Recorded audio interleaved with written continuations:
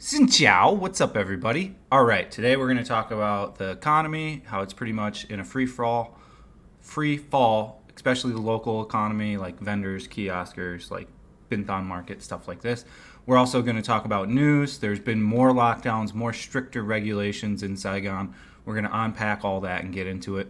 Before we do, of course, I have the new channel, the IRL live streaming channel. We're at 810 subscribers, so we just got 190 to go, and then I can live stream on my phone anywhere around the city once this pandemic's over.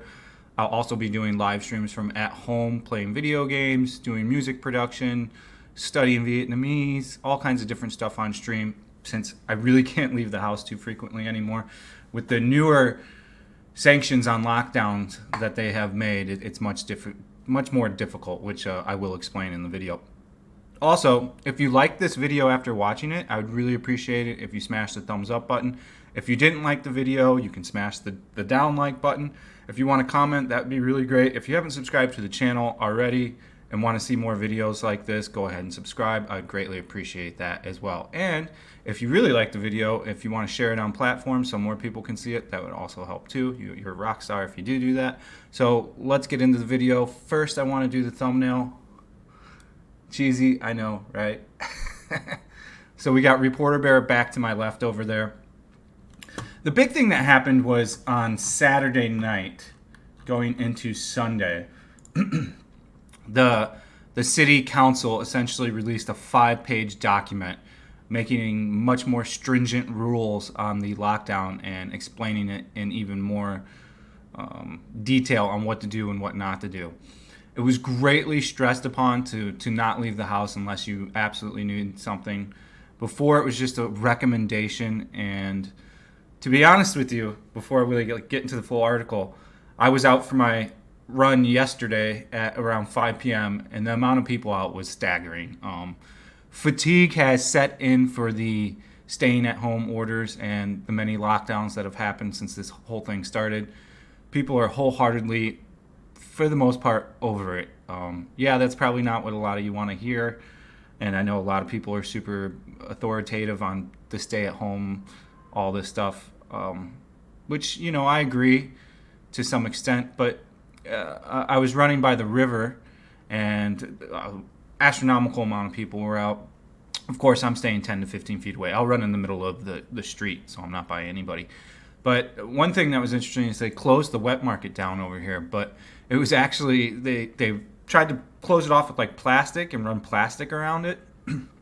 It didn't matter. The vendors just cut the plastic down and set back up there like fruit stalls and vegetable stalls and meat stalls, poultry stalls, all these stalls. It didn't do much to really curb it.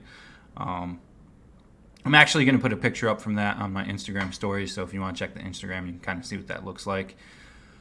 So yeah, let's kind of get into the article, and then we're going to talk about the economy as the local vendor economy is getting really bad. Of course, like big companies that manufacture things and stuff like this are doing okay still.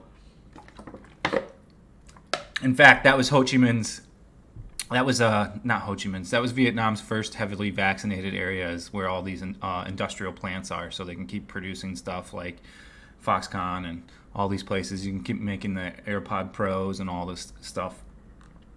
So Ho Chi Minh City, Saigon, suspends taxi, bus services amid rising COVID infections. And like I said, this was a 5-page document issued from the government. The news didn't report so well on it. They just kind of made it seem like just buses and like taxis, like Vina Sun, which you still see running around. Supposedly the Vina Suns are doing taxiing for the hospitals. I don't know. I've seen quite a few of them running around still. Other people have reported seeing a bunch of them running around as well. But yeah, the official, what the newspaper is written on is that Saigon will suspend traditional and ride-hailing taxi services, public buses, and interprovincial buses from Sunday as a preventative measure to the spread of COVID-19. This is part of the city's tougher pandemic prevention measures to cope with rising infections, Deputy Director of Saigon Department of Information and Communications said at a press conference on Saturday night. This is the second time the passenger transport services in Saigon have been forced to stop operations since the COVID-19 pandemic hit the country in early last year. In April 2020, amid a nationwide social distancing order. This means of transport were also suspended. From Sunday, the city also bans gatherings of 3 or more outside workplaces, schools, and hospitals. Require people to keep a minimum distance of 1.5 meters in public. People are required to stay at home and only go out when necessary. So again, when I was out yesterday, there was groups of 5 to 10 to 15 to even 20. Lots of people were fishing along the river, off the road, right over here. The wet market, I can run off to the side of the wet market because there's like a sidewalk, probably 5 meters off to the, maybe 6 meters off to the side, like the left or right, depending on which side you're coming at. But there was, at least 50 people within a meter and a half. So, I mean, people are fatigued at this point. You can see it when you go out. I'm sure it's kind of the same everywhere else. They just don't really want to, they're kind of over it, to be honest with you. It's a lot of being cooped up at home. I think we're on like the 3rd week here of kind of just being at home. Again, that's why you see my content has significantly slowed down. I'm not going to recycle old videos and bad footage to just put out content. It's only going to be good stuff like it always is. But I want to talk about one specific thing here. They left out quite a bit. They actually asked to work from home pretty hardcore in this 5-page document that they released on Saturday night. They heavily implied that they suggest that office workers should work at home if possible, that the company should opt for the employee to stay at home and work. Now, a lot of employees aren't doing that. Plenty of people are still going to work in and around Saigon. Winnie still goes to work every day. So it's just, it really isn't effective as it was this first hardcore lockdown we had about a year ago. People are kind of over it. There's not going to be any kind of mass vaccination anytime soon. So I don't know how this is all going to play out. I don't know if they're going to get more authoritative on this and try to even go more hardcore. And I don't think they have enough police to really go out and like issue tickets and make people go home. In fact, like when you go out now, I don't see any police when I go out now. So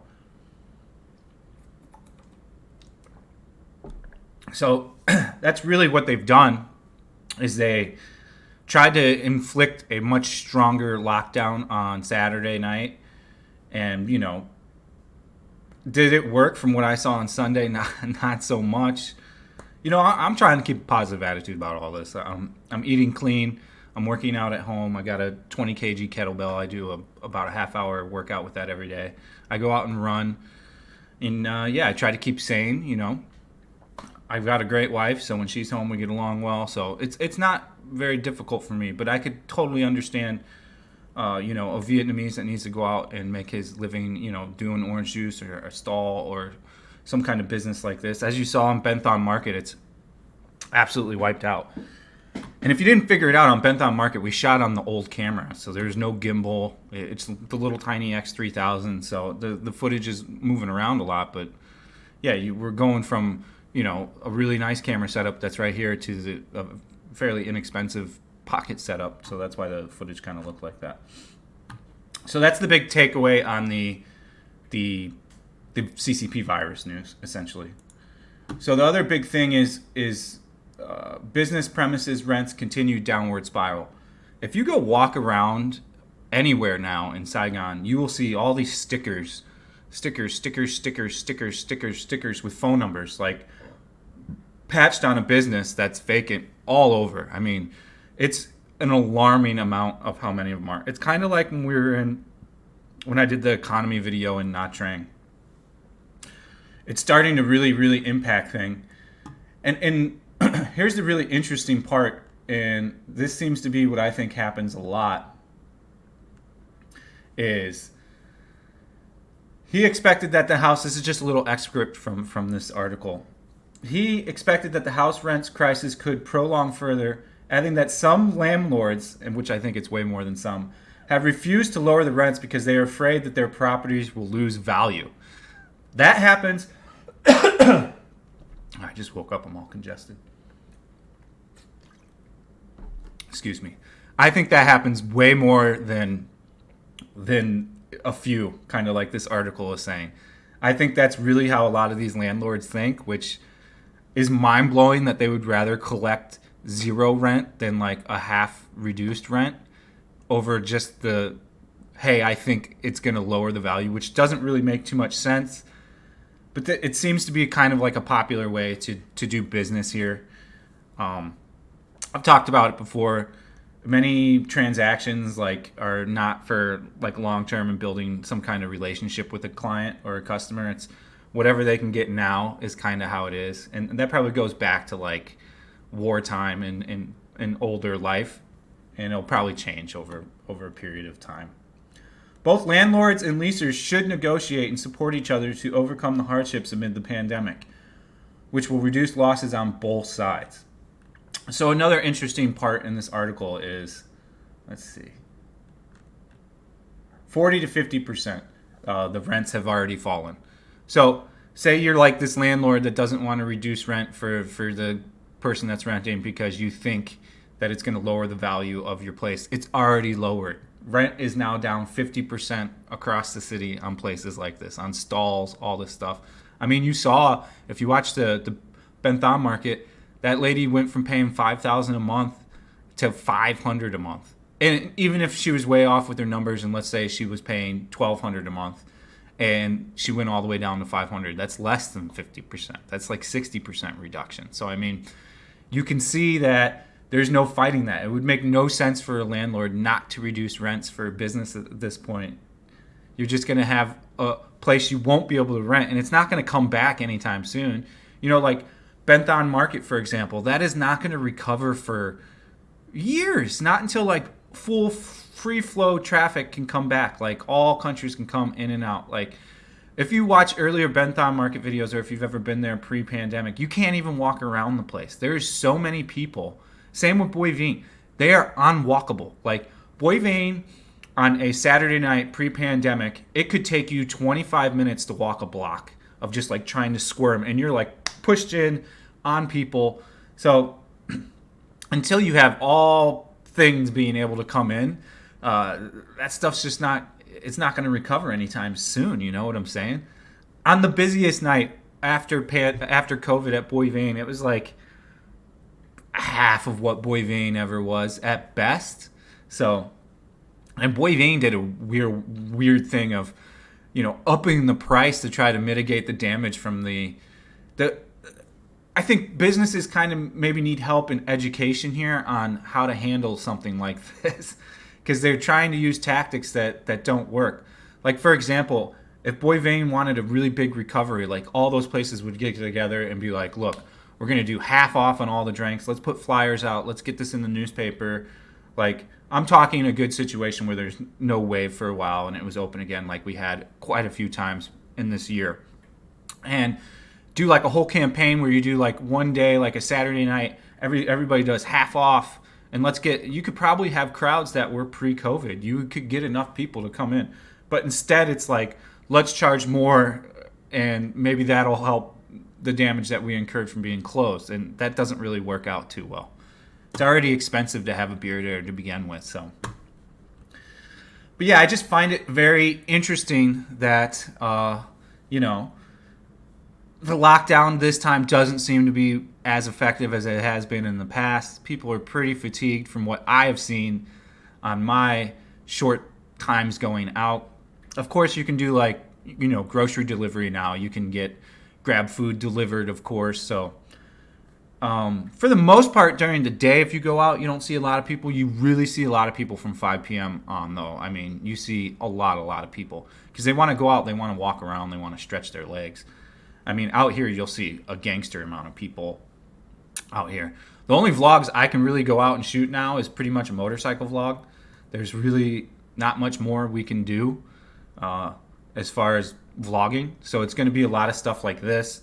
I am going to do a Korean TV shows review video here. That's going to take quite a while to put together, though, because it requires a lot of editing. And yeah, so we're going to do that in the next few days. I'm coming up with a lot of different ideas to shoot content like this, behind the desk and with this camera setup. So if you have any suggestions, go ahead and leave it in the comment section. Let's see. So the next thing I want to talk about is Da Nang. So good old Da Nang, they went, I think, 3 or 4 weeks without an infection, and then they opened back up, and they had the beach open again. You could dine in and eat food again. They were essentially on the success path to fully opening up again, and yeah, they reintroduced beach closures, dine-in ban as new COVID cases emerged. So unfortunately, Da Nang has pretty much shut down again, which really sucks. Da Nang reinstated several measures against the coronavirus epidemic on Sunday, including closure of beaches, suspension of sit-down services at restaurants, according to the Municipal Steering Committee for COVID-19 Prevention and Control. Van Son, Deputy Chief of Da Nang's People Committee office, confirmed this measure on Saturday. The ban follows the emergence of a new COVID-19 cluster in Da Nang with 23 infections detected. So again, the path to reopening a city in Vietnam is you have to pretty much go a month without infections, and then they slowly open things up. And then if it continues to stay no infections reported, you're good to go. If you get a cluster like this, as you can see, they reclose. We're going to talk about 2 or 3 more topics. The next thing I want to talk about, this is for expats here right now that want to go travel around. I've gotten a few of these emails. I've even gotten comments on it. The last one I read was a guy, I think he's 3 hours away from here. It sounds like he's in the Mekong. And he decided it would be a good idea to go to Dalat now and try to get on a bus. And I think he tried to get on a bus on Saturday or Sunday. So like right after they announced they're not going to really be having these buses anymore. The only way to travel is pretty much by train. From what I've read, they haven't shut the train down again. They just reopened it. They've got all this social distancing on the train going on. So the train seems a feasible route. A lot of people are using the train to come from Hanoi to Saigon. But this guy got on the bus with his Vietnamese wife, and they asked him to get off the bus, and they weren't going to take him. So I don't think it's a particularly great idea as an expat to go travel around Vietnam right now during this. Again, that's up to you. That's your choice. Sure, like if you're in Da Nang, you can go to Hoi An. That's not going to be a problem. But I would say if you're in Saigon, it's probably not in your best interest to try and travel in inner Vietnam right now, especially with how we're the epic hotspot.